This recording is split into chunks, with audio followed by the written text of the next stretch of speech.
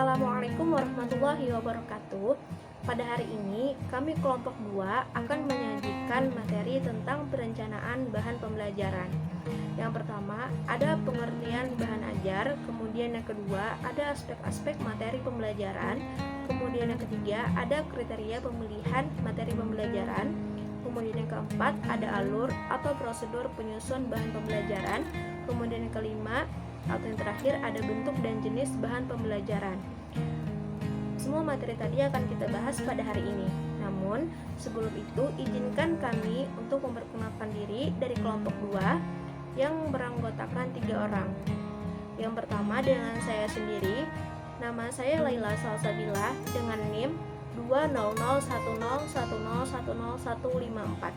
Perkenalkan, nama saya Satna, NIM 200101010841. Nama saya Eka Susanti dengan NIM 20010101094. Yang pertama ada pengertian bahan ajar. Bahan ajar adalah segala bentuk bahan yang digunakan untuk membantu guru atau instruktur dalam melaksanakan kegiatan belajar mengajar di kelas. Bahan yang dimaksud bisa berupa bahan tertulis maupun bahan tidak tertulis. Misalnya, buku pembelajaran, modul, handout, LKS, model atau maket, bahan ajar audio, bahan ajar interaktif, dan sebagainya. Kemudian yang kedua, ada aspek-aspek materi bahan ajar. Di aspek-aspek ini ada 6, yaitu yang pertama, substitusi konsep. Substitusi konsep yaitu suatu ide atau gagasan atau suatu pengertian yang umum. Misalnya, sumber kekayaan alam yang dapat diperbaharui. Kemudian yang kedua, ada prinsip. Prinsip yaitu suatu kebenaran dasar sebagai titik total untuk berpikir atau merupakan suatu petunjuk untuk berbuat atau melaksanakan sesuatu. Kemudian yang ketiga, ada fakta. Fakta yaitu sesuatu yang telah terjadi atau yang telah dikerjakan atau dialami, mungkin berupa hal, objek, atau keadaan. Jadi bukan sesuatu yang diinginkan atau pendapat ataupun teori. Contohnya, proklamasi kemerdekaan Republik Indonesia adalah pada tanggal 17 Agustus 1945. Kemudian yang keempat ada proses. Proses yaitu serangkaian perubahan, gerakan-gerakan perkembangan. Suatu proses dapat terjadi secara sadar ataupun tidak disadari. Dapat juga merupakan cara melaksanakan kegiatan operasional, misalnya di pabrik, atau proses pembuatan tempe, proses perubahan warna pada daun yang terkena hama wereng, dan lain sebagainya. Kemudian nilai yaitu suatu pola, ukuran, atau merupakan suatu tipe atau model. Umumnya nilai bertalian dengan pengakuan atau kebenaran yang bersifat umum tentang baik atau buruk, misalnya hukum jual beli, hukum koperasi unit desa, PIMAS, dan sebagainya. Kemudian yang terakhir ada keterampilan. Keterampilan yaitu kemampuan berbuat sesuatu dengan baik. Berbuat dapat berarti secara jasmania, menulis, berbicara, dan sebagainya.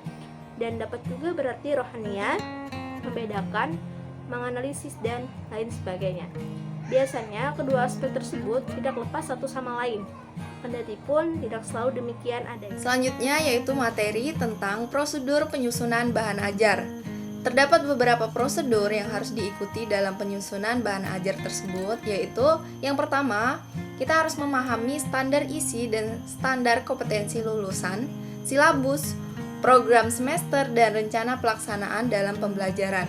Kemudian yang kedua, kita harus mengidentifikasi terlebih dahulu jenis materi pembelajaran itu berdasarkan pemahaman terhadap poin pertama, yaitu memahami standar isi tersebut atau standar kompetensi lulusan, silabus, program semester, dan rencana pelaksanaan pembelajaran itu tadi. Kemudian yang ketiga yaitu kita harus melakukan pemetaan materi ya, dan keempat yaitu kita menetapkan bentuk penyajian. Setelah bentuk penyajian telah ditetapkan, langkah selanjutnya yaitu kita menyusun struktur atau kerangka penyajian. Nah, kerangka penyajian tersebut akan diisi dengan materi yang akan ditetapkan. Dan kegiatan ini juga sudah termasuk dalam mendraft. Mendraft itu seperti apa? Yakni seperti kita membahasakan, membuat ilustrasi atau gambar. atau gambaran bahan ajar. Nah, draft tersebut kemudian akan kita direvisi, dan hasil dari revisi itu akan diuji cobakan terlebih dahulu, lalu akan direvisi kembali, dan selanjutnya barulah akan ditulis akhir atau finalisasi. Nah, dan setelah itu guru telah dapat menggunakan bahan pembelajaran tersebut untuk mengajar siswanya. Kemudian selanjutnya yaitu terkait dengan jenis-jenis bahan ajar, yaitu jenis bahan ajar ada 3 macam dilihat dari bentuk, sifat, dan fungsinya. Menurut Majid, jenis bahan ajar dilihat dari bentuknya antara lain yaitu yang pertama berbentuk bahan cetak seperti handout, buku, modul, lembar kerja siswa, brosur, leaflet, wall chart, foto atau gambar, dan model atau maket. Kemudian yang kedua yaitu bahan ajar dengan mendengarkan atau berupa audio seperti kaset, radio, piring hitam, dan CD audio. Kemudian yang ketiga yaitu ada bahan ajar pandang dengar atau audio visual seperti itu berupa video CD atau film. Kemudian yang keempat yaitu bahan ajar interaktif seperti CD interaktif. Selanjutnya disampaikan oleh Suryaman, jenis-jenis bahan ajar itu dilihat dari segi fungsinya antara lain yang pertama yaitu dengan petunjuk belajar atau petunjuk mahasiswa atau pendidik. Kemudian yang kedua kompetensi yang akan dicapai, dan yang ketiga yaitu isi materi pembelajaran, dan keempat yaitu informasi pendukung, kelima yaitu latihan-latihan, dan keenam itu petunjuk kerja atau seperti lembar kerja atau LKS. Kemudian yang ketujuh yaitu ada evaluasi, dan yang kedelapan adalah respon atau umpan balik dari hasil evaluasi tersebut. Kemudian ada pula menurut Depdiknas, yaitu jenis bahan ajar itu dilihat dari segi sifatnya antara lain yaitu sesuai fakta. Yang pertama sesuai fakta, yang kedua adalah konsep, dan yang ketiga adalah sesuai prinsip. Kemudian yang keempat ada prosedur, dan yang kelima ada sikap. Baik, selanjutnya saya akan menjelaskan materi tentang bentuk dari bahan ajar. Menurut Prastowo, mengenai bahan ajar itu bisa dibedakan berdasarkan bentuk, cara kerja, sifat ataupun substansi atau isinya. Yang pertama, bahan ajar berdasarkan bentuk. Yang pertama itu bahan ajar cetak atau printed, yaitu sejumlah bahan yang disiapkan dengan menggunakan kertas sebagai keperluan untuk pembelajaran atau penyampaian informasi seperti buku, handout, brosur, lembar kerja siswa, modul, foto atau gambar atau model atau market. Selanjutnya bahan ajar yang berbentuk audio atau bahan ajar dengar, yaitu semua sistem yang menggunakan sinyal radio secara langsung yang dapat didengar ataupun dimainkan seseorang ataupun kelompok orang. Contohnya seperti kaset, radio, piring hitam, dan compact disc audio. Yang ketiga, bahan ajar yang berbentuk pandang atau dengar, maksudnya bahan ajar berbentuk audio visual yang bisa didengar ataupun dilihat, yaitu segala sesuatu yang mempergunakan sinyal radio yang dikombinasikan antara audio, pendengaran, dan gambar yang bergerak secara sekuensial. Contohnya seperti radio, film, dan compact disc.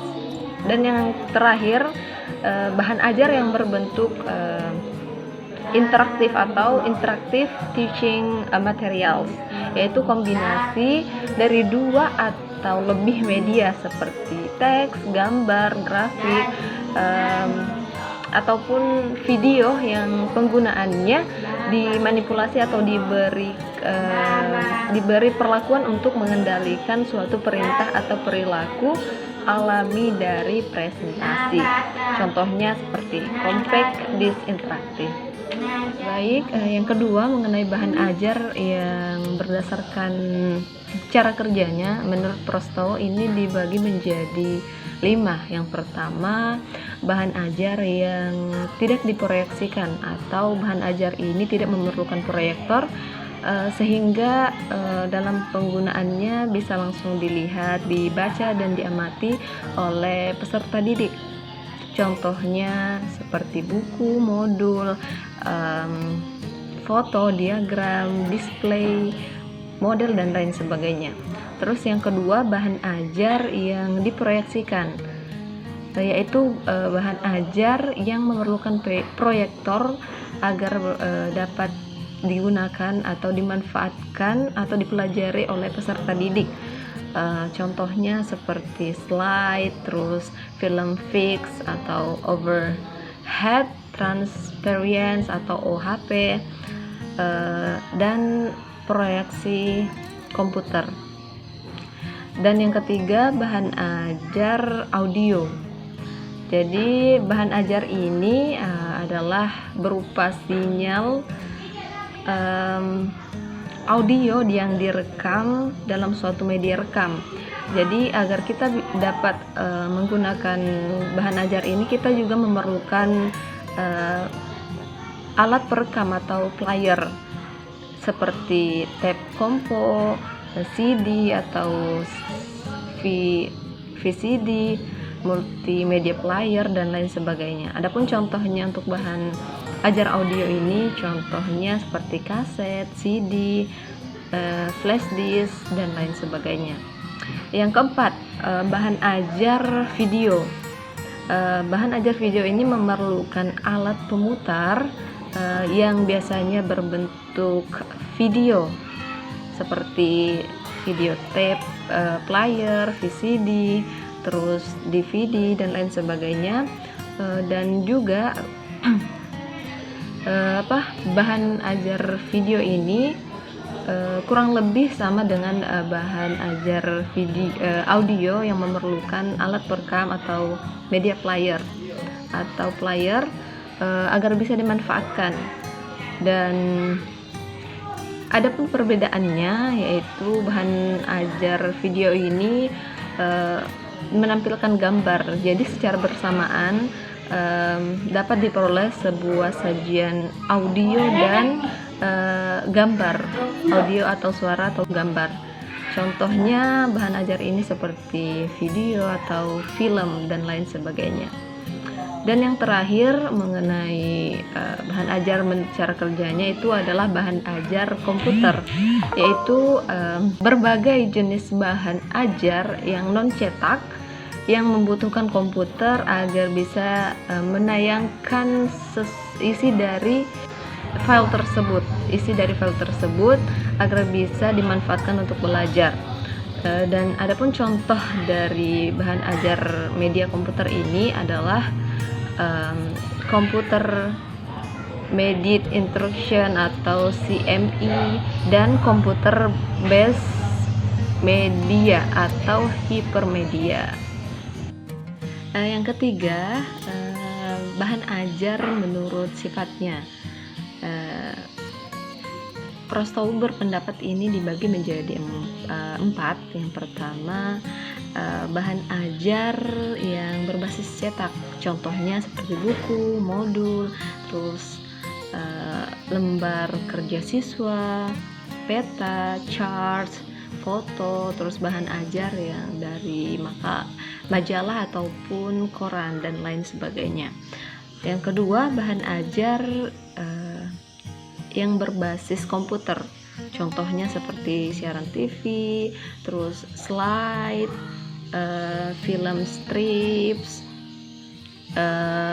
video interaktif, komputer based tutorial, dan multimedia. Yang ketiga, bahan ajar yang dipergunakan untuk praktek ataupun proyek, contohnya seperti kit science, terus lembar observasi, lembar wawancara, dan lain sebagainya. Yang terakhir yaitu bahan ajar yang diperlukan untuk interaksi atau komunikasi antar manusia, khususnya terutama bagi pendidikan pendidikan jarak jauh. Contohnya seperti telepon, handphone, terus video conferencing, terus dan lain sebagainya.